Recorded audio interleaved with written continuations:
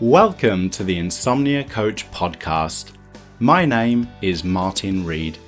I believe that by changing how we respond to insomnia and all the difficult thoughts and feelings that come with it, we can move away from struggling with insomnia and toward living the life we want to live.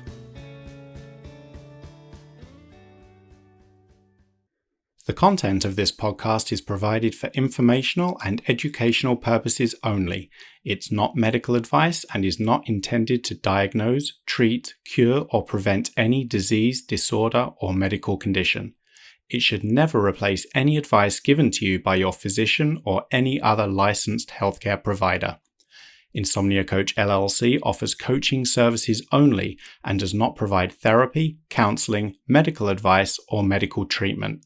The statements and opinions expressed by guests are their own and are not necessarily endorsed by Insomnia Coach LLC. All content is provided as is and without warranties, either express or implied. When Summer experienced consecutive nights of insomnia, sleep started to consume her life. She started taking time off work, and she began to endlessly research sleep. Summer felt that if she could get rid of anxiety and stress, things would improve. But this led to even more of a struggle as Summer went to war with her mind. Sleep became an obsession. It was all she could think about. Summer felt as though she was losing control. She felt helpless. She started to blame herself. It was becoming increasingly difficult for her to live the life she wanted to live. The more Summer tried to fix her sleep, the more she seemed to struggle. Sleep-related rules and rituals didn't work. Changing her diet didn't work. Changing the temperature in her room didn't work. Trying to eliminate blue light didn't work. Ultimately, what worked for Summer was not trying. She realized that she couldn't control sleep, and by no longer trying to make sleep happen, she started to struggle less with sleep, and she had more energy to live the life she wanted to live. Summer also started to be kinder to herself. She stopped trying to fight or avoid the thoughts her mind would generate as it did its job of looking out for her. She acknowledged her thoughts and feelings and allowed them to come and go. She expanded the focus of her attention. She spent more time with friends. She lived by her values. Summer stopped trying to control sleep, and she stopped trying to control her thoughts and feelings. As a result, sleep no longer controls Summer's life. Thoughts and feelings no longer control Summer's life. Summer controls her own life. A full transcript of this podcast and an accompanying video can be found at insomniacoach.com/podcast. Okay, Summer, thank you so much for taking the time out of your day to come onto the podcast. Thank you. Thanks for having me. Let's start, as always, right at the very beginning. Can you tell us a little bit more about when your sleep problems first began and what you think might have caused those initial issues with sleep? They started in February of 2017. So I have a very specific date in mind for when I noticed that I had these types of problems with sleep.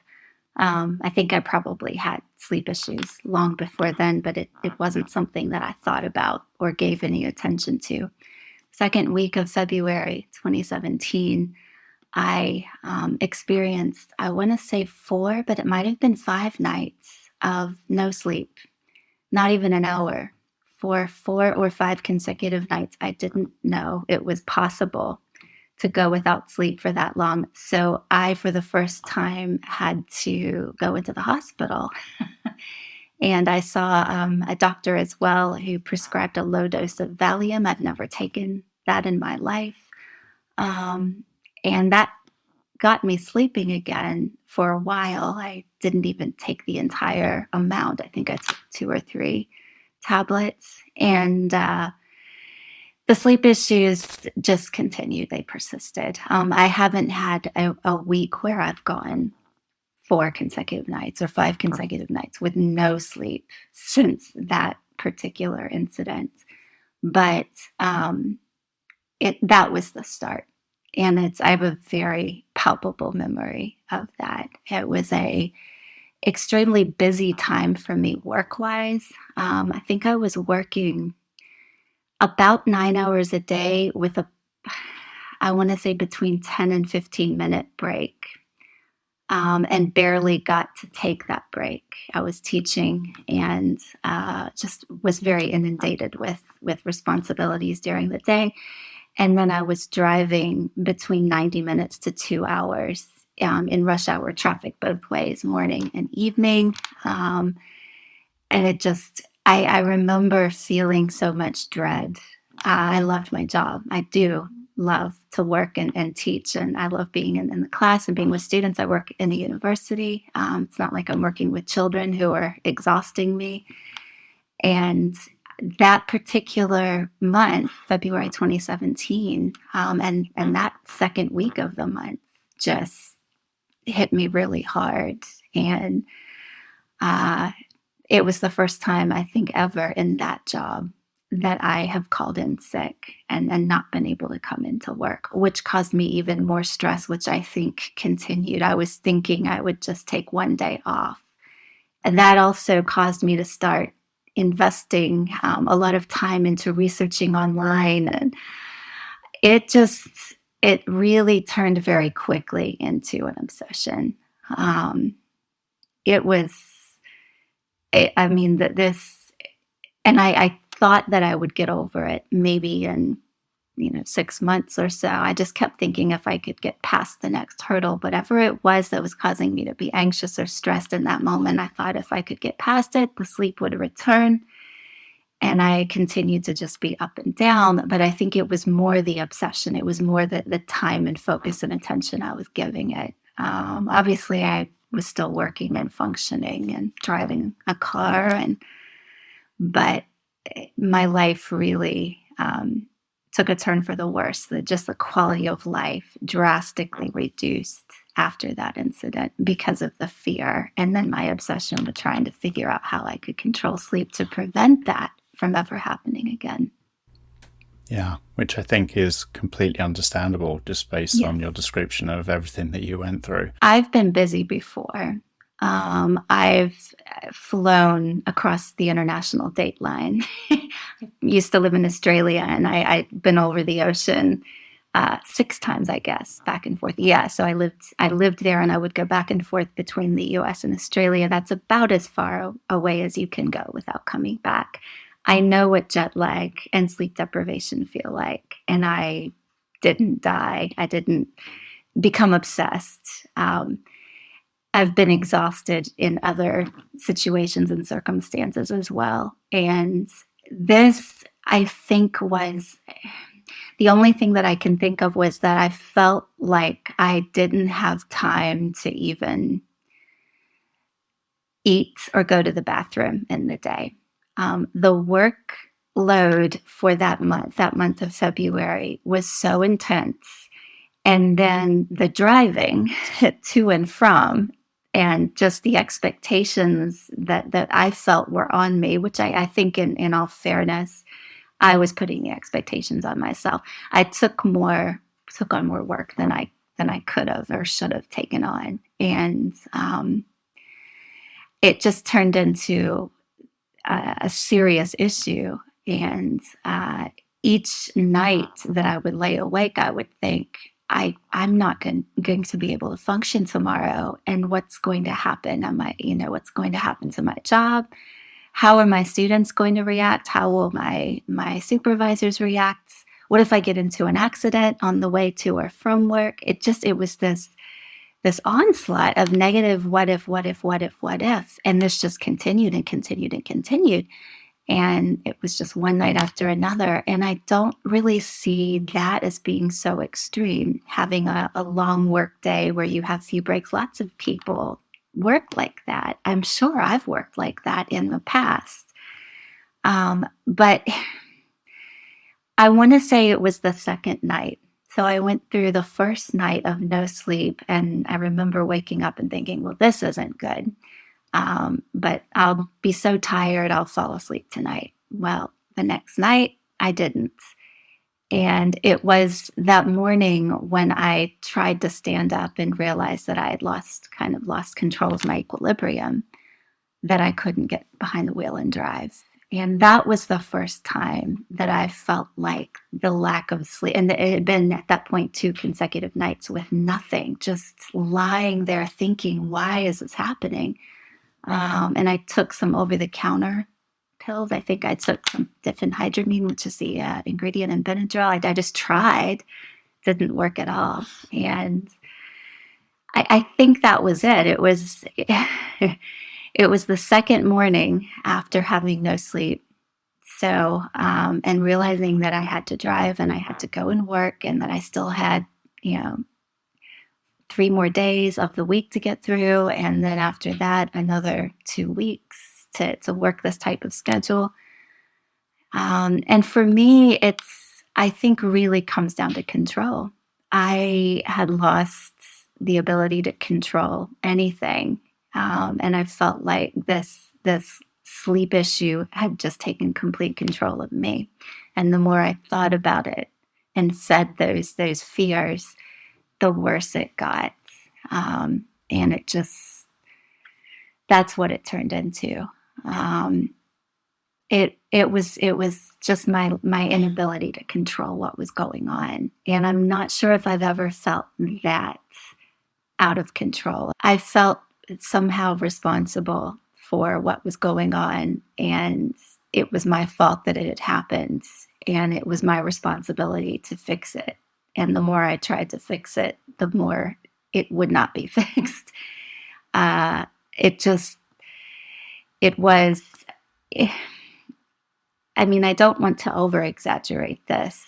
This happens to people everywhere in so many different types of circumstances. I wasn't in a traumatic situation. You know, nothing had occurred that would really, well, it's not right to say that nothing happened that justified me having this fear. Anxiety and fear and stress and frustration is always valid when it comes, regardless of what's triggered it. But there was nothing going on at the time in my mind that justified this, other than feeling like I just was working too much and not, in the day, I literally just did not have time to get a drink of water, go to the bathroom. There wasn't time. And I was hungry. There was no time to eat. If I couldn't go to the bathroom, of course, there was no time for me to eat. It was bad, and it was my own fault. No one was forcing me to work like this. I had taken on extra classes because I wanted extra income at that time. Loved the job, but I felt as though I'd put myself in that situation, and then I thought, this is my fault. I've got to fix it. Oh my goodness, I can't. Now what? And that, I think, really is what started it. And I think that's why it's so easy to get stuck, right? Yeah. When these issues turn up, because like you described, we can be really hard on ourselves, which rarely makes things easier.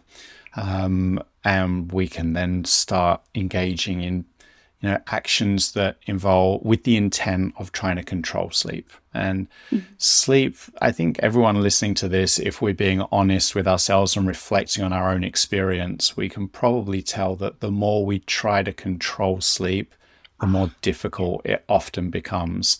And similarly, the more we try to control our thoughts and our feelings, the more we try and get rid of anxiety or worry, for example, the more they kind of push back and the more power and influence they get. And so all of these are natural responses. And I think that's why it's so easy to get stuck and to then feel really confused and feel really concerned or worried that something uniquely wrong there's something uniquely wrong with us, that maybe we're broken, there's some biological problem. But so often it is down to that change in approach, the change in the way we approach sleep, or the change in our relationship with sleep. that gets us tangled up in this struggle. And that's what it sounds like you're describing, just hearing you describe your own experience.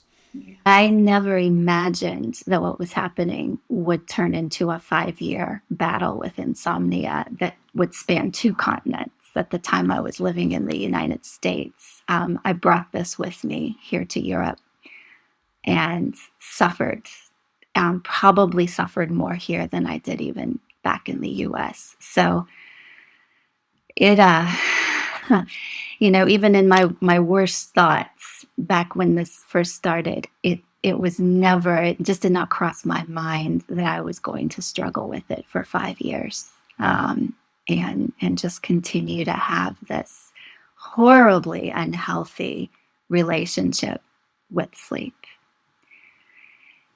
But I did. What happened next? Like, how did things continue from that point onwards? I again, I loved my job. I had a great job, and my colleagues and supervisor were very understanding and supportive. I was extremely proud when I was able to discard the Valium. I'm not a medicine person at all.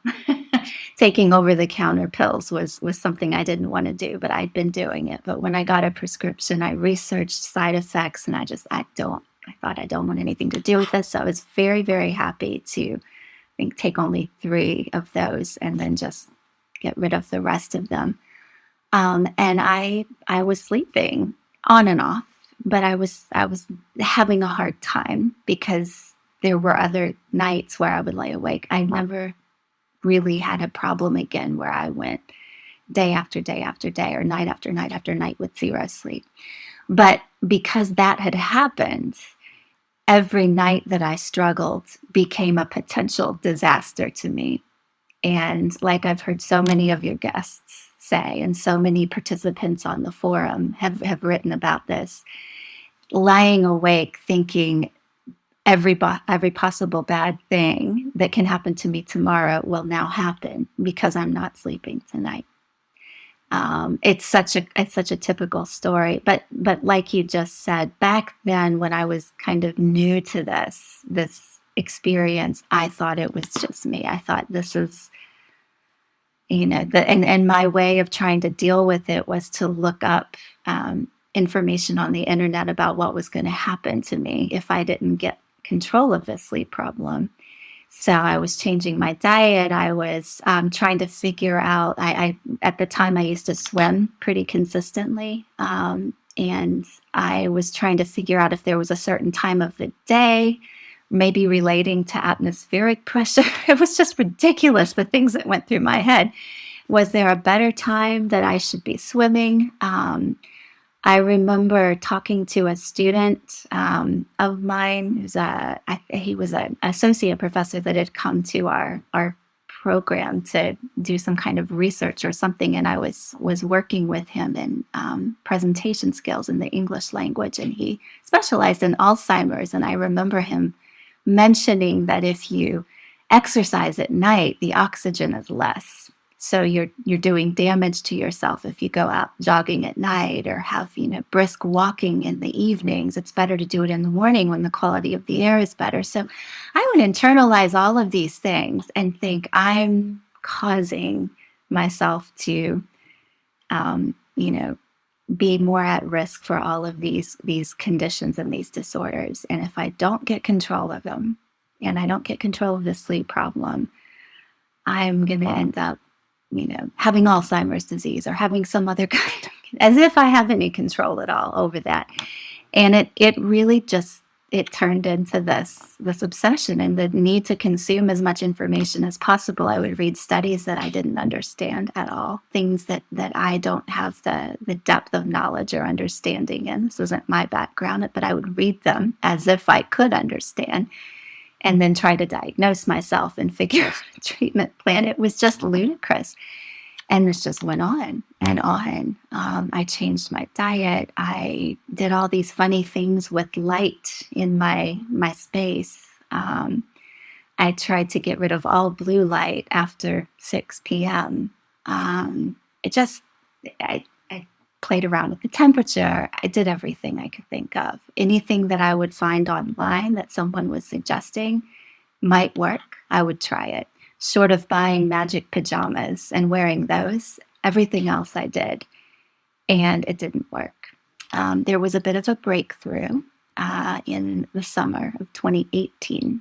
So this started in February of 2017, and then in 2018, I switched my diet pretty drastically to a plant-based diet, whole food plant-based diet, thinking I have nothing left to lose. I'll just give up meats and dairy and all animal products and all preservatives and all of these things, and I'll just really try to go pure, clean eating. And within just a matter of days, I noticed a drastic improvement in my sleep.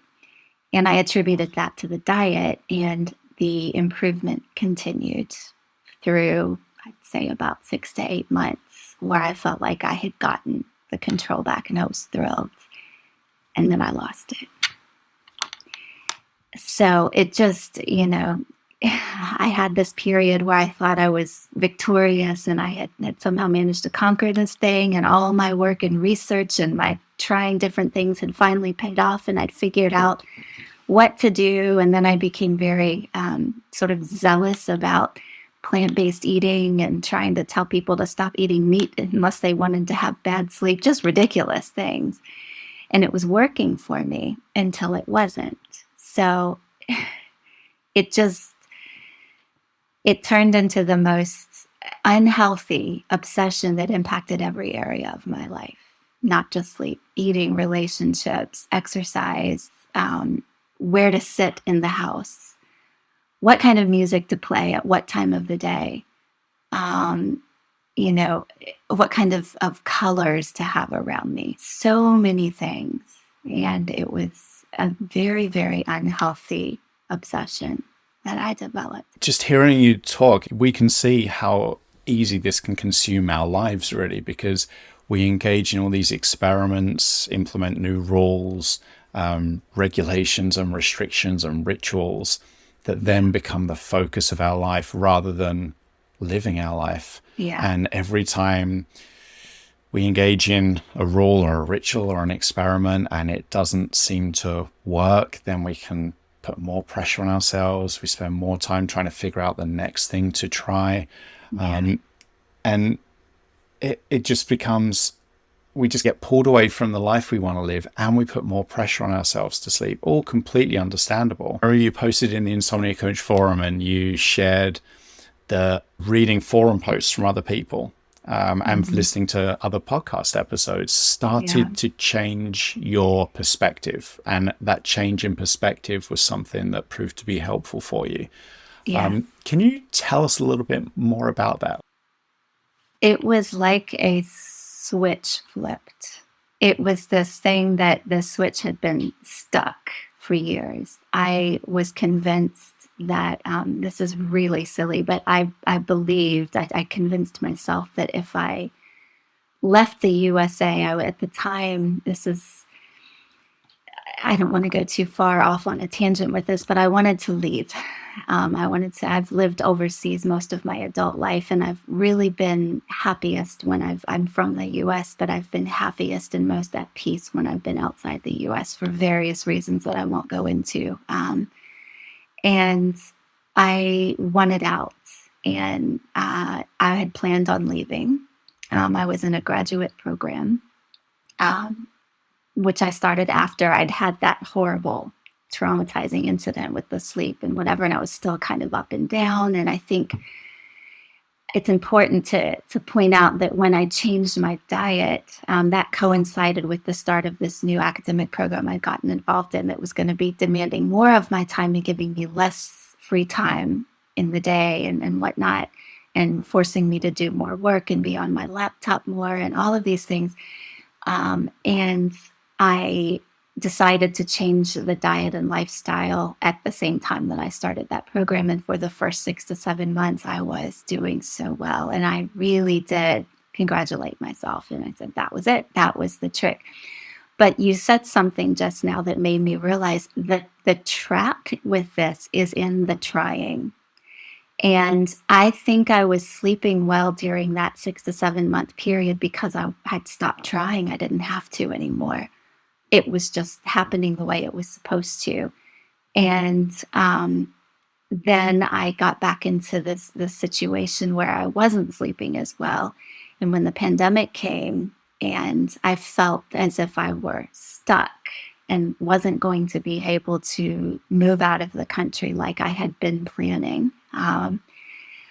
That's when it hit me again really hard, and I started having trouble sleeping. It's control. So fast forward from 2020 to when I started to really understand that this was not something I had any control over. I moved to Germany to start a PhD. Well, I'm very fortunate to be able to do that while the pandemic was happening. I think it was the first wave. This might have been the second. I don't even remember now. But I got here, and within something like 4 to 6 weeks, the country, Germany, went on lockdown. It was supposed to be 2 weeks, and it turned into 6 months. This was the second lockdown, and here I was in a foreign country with no community, really no language skills at that time. Supposed to be doing this research project, and I didn't have colleagues. I didn't have really anyone to talk to. And I was sitting in an apartment day after day in lockdown. So there's plenty of time to sleep, but I wasn't sleeping. And it's important that I think to mention that when I started reading the forum, the Insomnia Coach forum, I found it by happenstance. I think it was around the spring of 2022, and I'd been suffering since I got to Germany. I did go through spurts where I had maybe 4 or 5 weeks of okay sleep, and I thought, oh, good, okay. But I would be scared to celebrate it too much because always when I had done well in the past, I would regress into having these issues again. And I was so upset because I really thought that the solution to my problem was going to be moving here. I blamed my sleep issues on the country and the situation that I was in because I had never had insomnia in I've now lived in 6 countries. Germany is the 6th. And I had never had insomnia issues, or at least I'd never had this extreme obsession or focus on sleep anywhere else that I lived. So I just thought, this is because of where I am. When I get out of this, I'll be fine. And that didn't happen, which upset me because that was my last effort to try and control, what was going on. And in 2022, around March or April, I want to say. I just remember it was spring because we don't get a lot of sun here in Germany. And the sun had started coming out more. Days were getting a little bit longer, and that helped. Restrictions had lifted, completely lifted in this country, and people were out and about. There were no mandates to show vaccine certificate. It just felt freer. And I started socializing because there wasn't this fear of, getting kicked out of some place because I didn't have a booster vaccine or all these different things. And I started practicing my German. I'd been studying German remotely through an online program, and I started practicing speaking and just being out and about. And I'd been getting therapy. I started seeing a psychologist, I think in February or maybe early March of 2022. And then within just a couple of weeks of seeing her, I found you. I found your podcast, and I think you had a 2-week email. I don't remember what this was. You could sign up for a 2-week email something or other, where every morning you would get these emails with provoking questions and a little video or something like that. I started reading those and really just engaging with other people who were going through this or had gone through it, and realizing that there was nothing at all special or unique about me or my situation at all, which was really comforting, learning that I wasn't special in this way. And those things kind of just came together and helped that switch release. It literally was like a light switch had been stuck down and could not be moved until that moment when I just realized I don't need to worry about this. This is crazy that I'm trying so hard and putting so much of my mental and even physical effort into trying to fix this problem. This was never a problem before when I wasn't thinking about it. And now I've had this problem for more than 5 years. And all I do is obsess over how not to have this issue. And now we have freedom. And I'm in this country and meeting these people and learning a new language and having this amazing experience. And I'm missing out. Yeah, I've heard other guests talk about feeling like a spectator in their own life. And I didn't want that to happen to me here. It just, it switched when I let go of control. When I just said, this is not, there are things I can control, but this is not one of them. And I've just got to let it go. And I mean, I did have a psychologist meeting with me, and she's a cognitive behavioral therapist talking me through some of these things. And as I think back on our first session, or maybe it was our second session, I remember her just saying to me, Summer, what do you want? What is it that you want out of these sessions? And I had this whole list of things, but at the top of my list was like, I want 7 hours of sleep. And I don't want to be awake more than 30 minutes at a time.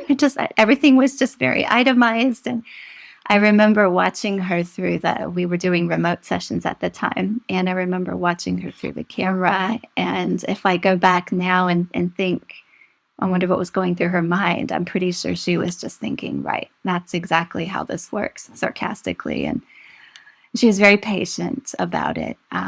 But after a couple of sessions with her and recognizing that she wasn't actually going to follow up and ask me if I was getting 7 hours or if I was, falling back to sleep after 30 minutes. She didn't validate any of that. She said, okay, I understand this is what you want. Let's talk about how you feel when you don't get these things that you think you have to have. Let's talk about how you react to not getting them. And then what does that reaction then do to you? And yeah, she did a great job. But it helped so much to hear these stories of just individuals from all over the world who some of them maybe hadn't had as frightening a circumstance as I had. But a lot of them, I remember one lady, I can't remember where she was from. It was shortly after I first started listening to Insomnia Coach. I think she said she'd been dealing with it for over 20 years. I've also heard other guests say that they've had it their whole life, which to me indicates that they're aware that there was some kind of extreme disordered sleep for as long as they could remember. And I thought, my goodness, to have that history, that must be excruciating. It was just really good for me to hear these stories and recognize that none of us have control, none of us at all. There was something that you said, and I think you repeat this. I like this phrase about giving it attention and then taking away the attention. I'm pretty sure it was you. You say we starve it of the oxygen it needs when we just let go. Sleep is going to happen when it's going to happen, whether you want it to or not, whether you try to make it happen or not. It's going to happen when it's going to. And I heard it, and I heard it, and I heard it, and it finally sunk in. And it just, I think there were a lot of factors that kind of came together at that time last year. I also I mentioned, I think, in our correspondence, I'm not a religious person. I grew up religious, but I'm not religious now. But I am a person of faith, and I prayed, and I never lost that faith, and I believe that played a role as well. Feeling like there is someone much bigger who's in control of this, who cares, and you just have to let that go. And I went through that very scary experience of not having sleep for 4 to 5 nights in a row, and I didn't get into a car accident. I didn't get hurt or injured. I didn't get extremely sick. I was scared and upset. But nothing terrible happened to me, even after going through such a long stretch of of zero sleep. And I learned that the human body is actually capable of doing some pretty incredible things in extraordinary circumstances. But that wasn't my focus back then. I wasn't able to think about it in that way when it was happening or even after. So yeah, it was a very freeing thing to just finally be able to say, you know what, if this isn't my fault, it's not my problem. I don't have control over it. Um, these bad nights are going to come, and trying to stop them is really not a good use of my time and energy. When they come, they're going to come, and I have to deal with them as they come. And then just learning strategies for how to engage with those negative thoughts. So, just to summarize what I took from your description there, it sounds like some things that you found useful, or that helped change your perspective, was realizing that you weren't alone, that there were lots of other people going through a similar situation, like, that struggle. Some details can be a little bit different, but the struggle is generally quite similar from person to person. Yeah. And that you found it helpful to start to move away from that kind of control agenda, a little bit less trying. And as you did that, maybe you also freed up some time, some energy and attention to re-engage in life, in things that were important to you. And so there may have still been difficult nights and all the difficult thoughts and feelings that come with it, but even in their presence, you were still doing some things that mattered to you, things that were important, things that you enjoyed, rather than 100% of your actions were focused on trying to fix the problem. And then you touched upon how helpful it can be to drop the control agenda. But as no doubt you've experienced, it's very hard to do that, right? Because we want to fix this problem. And often this idea of not trying to control it anymore is kind of scary in itself, because then we might be being hard on ourselves, and we might suspect, well, this sounds a little bit like giving up. I'm not going to try anymore. I can't just give up. This can't be my life forever. But moving away from trying to control what our own experience tells us can't be controlled can be really helpful. But it's one of those things that can be so much easier said than done.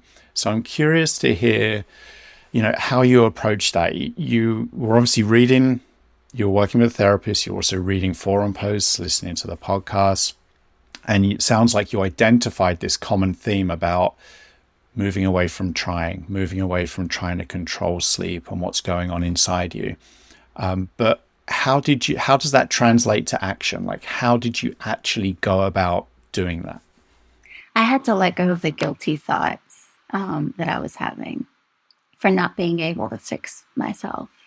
I had to stop sort of excoriating myself for eating sugar at a certain time of the day, or watching a movie until a certain hour, and thus, exposing myself to screens. I had to forgive myself for breaking the rules before I could let go of the rules altogether and recognize I didn't need those rules at all. I recognized that, okay, I am someone that needs to control. So let's just redirect that control to something different, channel it into something else, and stop trying to control the sleep. And in letting go, I started sleeping. And I remember sending messages to some of my friends who had kind of been praying for me over the course of several years, including my family back in the States as well. And it was, I think, sometime in April, the month of April 2022, I said, it's gone. The insomnia is gone. I may still have some rough nights, but I'm not suffering from insomnia. And some people kind of questioned it. Well, how can you just know? How can you know that it's gone when you've had good, good spurts or good periods of time before? How do you know? And I said, I know because I'm not even going to attempt to control. I'm not going to engage with these thoughts anymore.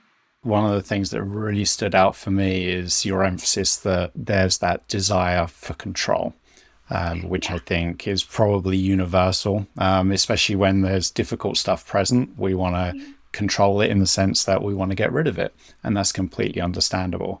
But what I love is how you kind of redirected that. You reflected, I'm going to always have this desire for control. I'm going to want to control things. But in that context, you were then kind of brainstorming, well, what can I control though? From my experience is suggesting that I can't control sleep. So I will satisfy my desire to want to control something. Yeah. But instead of trying to control sleep, I'll try and control something else. So for example, I don't know, I'm just going to throw this one out there. I don't know if this was relevant to you or not, but I might control my actions by, for example, going out for lunch today. So instead of trying to control sleep, I'm going to control an action that might just kind of push me along the path towards the life I want to live, that's more aligned with the life I want to live, even when sleep might still be being difficult. And it sounds as though you also found it helpful to be kinder to yourself when things were difficult, rather than being harder on yourself, putting more pressure on yourself to fix or control what your own experience was telling you can't be fixed or controlled through effort. And you're kind of refocusing on things that mattered to you. Now, people might be listening to this and saying, well, sleep matters to me. Well, yeah, absolutely. But you're probably already focused on that. How about we refocus or expand focus onto other things that matter, other than sleep or in addition to sleep? And you kind of also, you said you identified rules and rituals that you were engaging in, maybe as part of that control agenda to control sleep. And if they weren't enjoyable or you weren't finding them useful, you started to kind of untangle yourself from them and allow yourself to be a little bit more flexible in the way you approached sleep or the way you responded to difficult nights. And probably the big one is letting go of the difficult thoughts, the difficult feelings, not engaging with all those thoughts quite so much. I'm curious to know if you're able to expand on that a little bit. If someone is listening to this and thinks, that sounds great, I would love to be able to let go of all these difficult thoughts, the feelings, the stories that my mind is coming up with. I would love to be able to not engage with them. How can we do that on a practical level? How can we practice that approach? I made a decision that I was going to spend every single day thinking about the things that I was grateful for that I took for granted all the time. I focused on relationships because in that I was able to listen to others and really absorb what was going on in their life and think about someone besides myself. And that self became less important. Finding this Insomnia Coach podcast and really just taking the time to listen to these stories that you would feature on the podcast. And you're right when you say, basically, it's the same struggle, different things that precipitate this, but it's the same struggle. And it helped so much to hear that. And I think his name was Eric. He said something that I really resonated with, and that was that he would look at the bed and hate it and just not even want to see it. I went through that for years. I hated beds. Whether it was in my apartment, in a hotel, at a friend's place, the sight of a bed was awful. And I would look at it just with scorn and total contempt and think, you are the reason that I'm suffering, that I don't feel well. And now, I can't wait to go to bed. I used to fear it. And now I just, So I made a decision to just practice gratitude. And it's hard to do that when you're hurting, when you feel dizzy or you feel nauseous or you've got all this work to do and you've got that sort of pressure in your head from not having slept. And I know it's very difficult to be grateful for anything when you feel that way. So the only thing that really helped me was to just prioritize relationships and think about other people and try and take the focus off myself and put it on others. And that made a difference. Yeah. That process of letting go of the difficult thoughts, Mm-hmm. of maybe engaging in them with them a little bit less, struggling with them a little bit less, was about maybe just diluting them.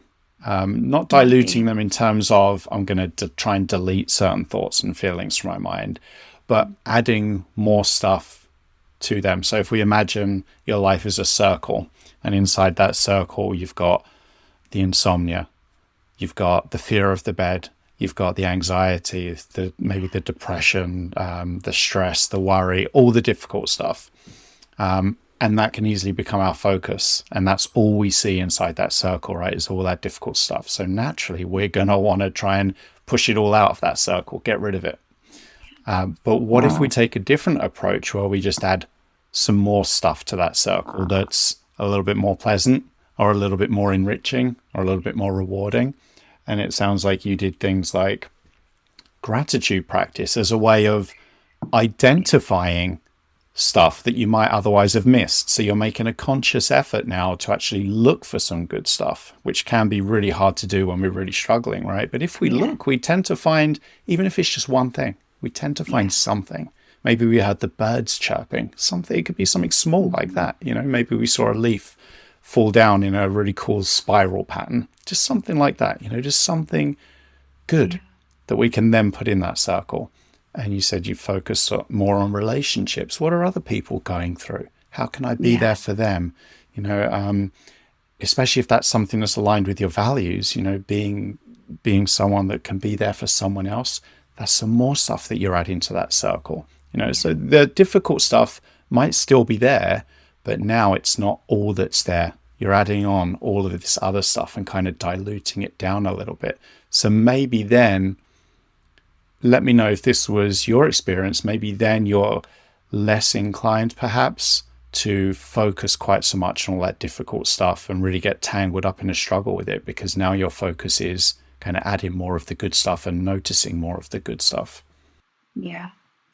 When I started openly talking about it as well, not just posting on the forum and listening to podcasts and talking to a psychologist isn't the same as talking to friends. When I started talking to people in person, that was another thing. Instead of talking on the phone or sending messages in WhatsApp, but actually going to a coffee shop or going for a walk somewhere and talking with new friends that I was making here in Germany and saying I've been struggling with this. And one couple that I met, one young couple that lived in my building, um, uh, the husband recalled a story of having some pretty serious sleep issues when he'd been on some sort of a work trip to Japan. And I remember just thinking as I was listening to him rehash this story and how it had concerned him, but he didn't end up developing this obsession with sleep. He just remembers that he had a hard time for a while. So he couldn't sleep when he was there. He had a hard time sleeping when he got back to Germany. Um, and I thought, this happens to everybody. This happens all the time. And people get scared, people get upset, they might get sick, but they don't need to spend 5 years fighting this and trying to control it the way that I have, and just having these open conversations about it also made a difference. But definitely getting that focus less on our if I'm going to think about myself, I wanted to think about the things that I was fortunate or blessed to have rather than how much I was suffering. And I went from being resentful toward the people around me who I knew and didn't know to being grateful for these people. I remember I would walk through my apartment and get very annoyed if a car drove by because the lights would shine through the little opening between the blinds where the blinds met the window. And I would think, because it's after a certain time and I've got lights shining into my apartment, now I'm done. I won't sleep. And I was so mad at whoever was driving that car. And I would go from that type of ridiculous, just completely illogical thought to, I'm so glad that I'm not out there driving. I'm so glad that I live in a country that I don't need to have a car anymore. So I don't have to drive. Driving used to cause me a lot of stress as well when I was living in the US because I was just always sitting in traffic. I don't have to do that here. And so I literally just flipped. Everything changed. The resentment, the frustration, all of these things were replaced by gratitude. And I would just look for things, any small thing to be thankful for. And then, like you mentioned, just try and find out what's happening in other people's lives, and think about that. And how can I, and even in some small measurement, how can I help if there's a need for help? And eventually, my issues just became less important. And eventually, the sleep just, it came. Yeah. Did your approach in the evenings change at all? You touched upon you Yeah. started off having all these different rules and rituals. It sounds like you started to dismantle them. How did you start to respond to being awake at night in a different way that you found helpful? That's a really good question that I think about a lot. I do have one rule that it's not a rule per se, it's a strong word. It's something that I am, for the most part, pretty consistent in and disciplined in, and that is no clocks. I stop watching the clock and I don't count sleep. Other things that changed, I used to be really fussy about food, and I would have certain things that I would eat between 8 o'clock and 8:30. I just stopped that. When you get up for some reason, hunger, going to the bathroom, whatever, a noise wakes you up, and then you can't fall back to sleep. That is stressful. It's frustrating. It's infuriating. I sometimes feel resentful toward whatever it is that woke me up. Um, I think the difference now is that I don't get too upset about having those thoughts. I don't punish myself for having the thoughts. I just decide, if I'm not going to sleep because I've been woken up or something, um, I might not have a very pleasant morning or day, but the day will go on and it will pass. Um, and I've been through this before, just like so many other people have, and I'll just get through it, even if I have to get through it 1 hour at a time. And I don't go through these motions anymore of, okay, I'll do this if this, and in case of this, I'll do this. And I used to have plan B, C, D, X, Y, Z, and I don't do that anymore. But I do lay awake sometimes, irritated that I'm not asleep. And it's usually on the nights when I don't have a lot of time, or I feel like I don't have a lot of time, and I'm not looking at the clock, so I don't know what time it is. But I know that I have to be up for something important the next day, and I'm not happy about the situation. So I let myself be angry, and I'm okay with it. I didn't ask to feel that way. So anyone who is waking up in the middle of the night and being frustrated that they are not able to fall back to sleep has the right to feel frustrated, and doesn't need to feel like they somehow have to dismiss that thought quickly, right? There's nothing wrong with feeling what we feel over these types of issues. But I think recognizing that's what it is, it's a feeling. It doesn't mean that the day is going to be horrible. It probably is an indication. If the sleep never does come, or if it's really poor sleep, the next day may not be great.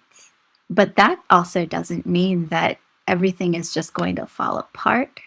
Um, it's really helpful to just deal with these thoughts when they come by saying, okay, I'm really, really angry right now. I'm really annoyed. I'm really frustrated with this person across the street who can't keep their dog quiet, which, I love dogs. I have no problem with them barking all night, but can see how that would bother some people. Whatever it is that's causing that negative feeling, just feel it. It's fine to have those thoughts and feelings. You can't make them go away because you don't want to have them. And night is a perfect time because we're just lying there and our mind wanders, and it's really almost impossible to dismiss those thoughts. So bring it on. But when the morning comes and you've got to get up, let it go. That's all. And yeah, it's I feel like I've gotten control of my life by letting go of control of this. And in that, now I'm satisfying that need for control. I don't let these negative thoughts control me. I don't get scared of them when they come. I don't enjoy them. I don't mean to say that I like it, but they come, I deal with them, and they come again and again, and I deal with them again and again. But then I have to let them go because I have things to do, like we all do. So, yeah. I think it's really important that you mentioned you still experience human thoughts, feelings, and emotions like anger, irritation, anxiety, frustration, because it can be so easy to fall in. It's another one of these potential traps, right? Where we might say, well, I'll know things are better when when I'm not anxious anymore. And I think of them as dead people goals. Well, we're not anxious when we're dead. Exactly. Otherwise, we're always going to have anxiety pop up from time to time. Yeah. And so I love the fact that first you just mentioned that, yes, I don't consider myself an insomniac anymore. I'm not tangled up in that really big struggle, but I still have anxiety from time to time. I still feel irritated or angry from time to time. But the difference now, and especially when that stuff shows up at night, is you're acknowledging it now and allowing it to be present rather than putting on the boxing gloves and going unlimited rounds with this invisible opponent, which tends to just make things more difficult. Now you're naming it, you're saying, okay, I'm feeling anxious, and you're just allowing it to be present for as long as it chooses. And then in the morning, your focus is shifting now onto action. Now I'm going to, even though that anxiety might still be here, just using that as an example, now I'm going to get out of bed and I'm going to do either what I had planned or do something that matters to me. So all that stuff starts to lose its power and influence because we're less engaged with it. We're like, tug of war only works when each side are tugging on that rope, right? Exactly. When one person drops the rope, there's no more tug of war going on. And these thoughts can still be difficult. We'd still probably rather have that magic switch where we could permanently delete them. But since it doesn't exist, I think that this is a more workable approach. Well, it's the same thing in life, whether it's sleep related or not. Negative thoughts, regardless of what triggers them, whether you're in the middle of the night trying to fall asleep and stressed out about something relating to work or family or relationship or anything, or it's the middle of the day and you're at work and you're busy and you're trying to focus on something and get something done, whether you're tired or not, and you have these negative thoughts. So I don't really think there's anything unique. And maybe, I don't know if this would help. It does help me. But recognizing that those negative thoughts I have at night are no different from the negative thoughts I have in the day when I'm in traffic. Not that I'm in traffic anymore. When I'm frustrated, Germany is a difficult country to live in for foreigners. It's difficult for Germans, I think, but for foreigners, it can be really tricky. So every day is something, it feels like here. And these negative thoughts are just present, ever present, all the time. And for me, there's no real distinction between the thoughts that come at night when I'm laying there if I'm awake and the thoughts that I'm having on a train or at work or sitting in my room trying to do something or whatever it is. They come when they come, they stay. and their thoughts and their feelings. And that's what they are. That's all they are. And they're always going to come. But, and I'm just not bothered to try and control them. Maybe I'll engage in, why am I feeling this way? Let's think about this. Is this a rational response? But even that sometimes gets a little too much. Just let them come. I think sometimes there's important information in these difficult thoughts, right? Yeah. Sometimes they can be reminders of things that are important to us, things that Yeah. matter to us. And it's one of those reasons why I like to just think, I don't even label thoughts when I'm Yeah. working with clients. I'm just, if we have to label them, how about we just call them natural? Because they Yeah. are natural. Joy, it feels good. Anxiety tends not to feel good, but they're natural and normal human feelings and emotions. Sometimes I think just when we put some certain thoughts and feelings in a kind of positive category and some in a negative category, we almost can set ourselves up for struggle because we associate negative as stuff we That's have to get true. rid of. That is But if true. we never experienced anxiety or fear, for example, we wouldn't be alive today, would we? So Exactly. how negative are they truly? Maybe it's just the way they Yeah. make us feel can be negative, right? But they can sometimes be really useful and really valuable. And it's that struggle with them that tends to make things difficult.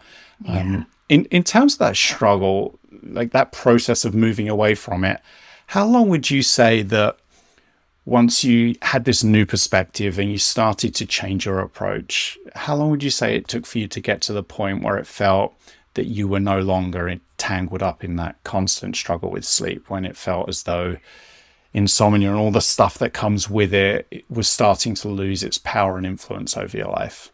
For me, I think this is not typical from what I've heard from listening to other guests. But for me, it was fairly instantaneous. And this is where, I'm not right about this, but I would attribute it to prayer. I really do believe in that. I believe that I gave away the control to someone who really can control it.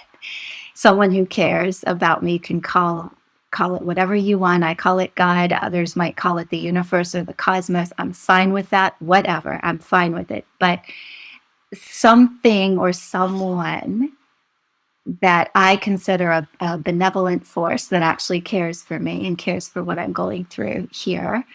Um, Once I was willing to say, I give this to you, I'm done. I am finished trying to control this sleep issue. Take it. It was taken away, and it was instantaneous. And that tends to be very, I mean, it's not magical thinking. I can understand how it sounds that way, but I've heard so many stories of people that have sort of similar experiences where they have that switch flip. And I think an easier way for people who aren't interested in the spiritual or faith-based side of this is just to think about the power of positive thinking. If you want to disassociate it with faith, it can happen quickly. I'm not going to say, when I say that it was instantaneous, again, I'm not saying that I suddenly went from this sick, tired, worn out, stressed person to this happy, joyful person that was swimming every day and having all this fun. And I still struggle. I still have bad days and bad nights, but it was instantaneous. The insomnia was gone when I realized. I would say probably within a week or maybe two, um, listening to the podcast, talking to people about it in person, being on that forum, having a therapist who knew what she was doing. I stopped reading, papers on all of these different horrible disorders that can come later in life from not having enough sleep. Uh, I enjoyed listening to podcasts about sleep prior to overcoming it because I felt like I was feeding myself important information, but I stopped listening to sleep experts other than the Insomnia Coach podcast. I did not, insomnia wasn't a part of my vocabulary anymore. It was very quick. It was quick. It was an attitude adjustment. I prayed I really prayed for that adjustment and I got it. And I'm not, again, trying to say that things are perfect, but I do not suffer from that. I let it go. I gave it away. It's not something I have to bear anymore. But yes, I recognize I'll still have tough nights. I accept that, and that's fine. If someone with chronic insomnia is listening and they feel as though they've tried everything, that they're beyond help, that they'll never be able to stop struggling with insomnia, what would you say to them?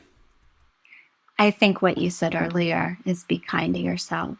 There's nothing, I feel like the person that is listening that is having these feelings, I've had them, most of us have, that are involved in this kind of a discussion.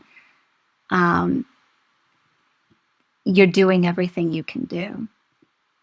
So what more can you do?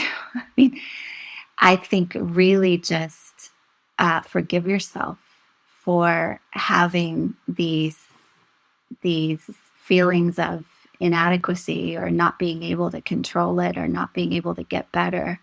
For me, I really believed I was at fault and I held myself responsible for what was happening. I really did. I would sometimes I would internalize this feeling of responsibility and I might blame someone else, like on the outside. Oh, this happened and this is why. Or I said earlier, I thought it was the country that I was in and the circumstance I was in. I thought if I left and moved somewhere else. So I was trying to pass blame when I really knew deep down that I was blaming myself for not being able to figure out a way out of this. So that's what I would say to anyone else. Don't do that. Don't take it upon yourself to solve the problem.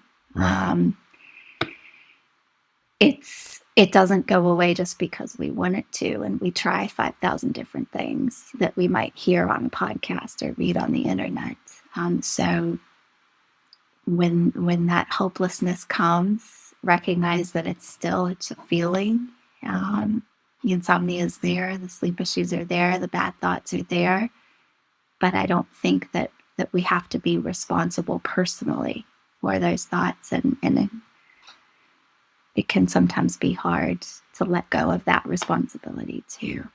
So, yeah, I would also say as much as possible, try and focus thoughts on others as much as possible. It is so hard to do, especially when people are talking about their own issues and whatnot. It can be very difficult when you're suffering yourself. But that is something that I think is really important. We all get very wrapped up in our own head and what's going on. And it makes a huge difference when we can just look outwardly and recognize there are other people out there that we could actually maybe be serving in some way, even if it's really small.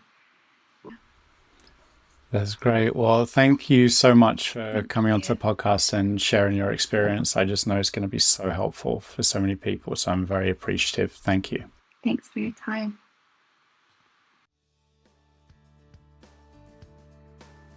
Thanks for listening to the Insomnia Coach podcast. If you're ready to get your life back from insomnia, I would love to help. You can learn more about the sleep coaching programs I offer at insomniacoach.com. And if you have any questions, my email address is hello@insomniacoach.com. I hope you enjoyed this episode of the Insomnia Coach podcast. I'm Martin Reed, and as always, I'd like to leave you with this important reminder. You are not alone, and you can sleep.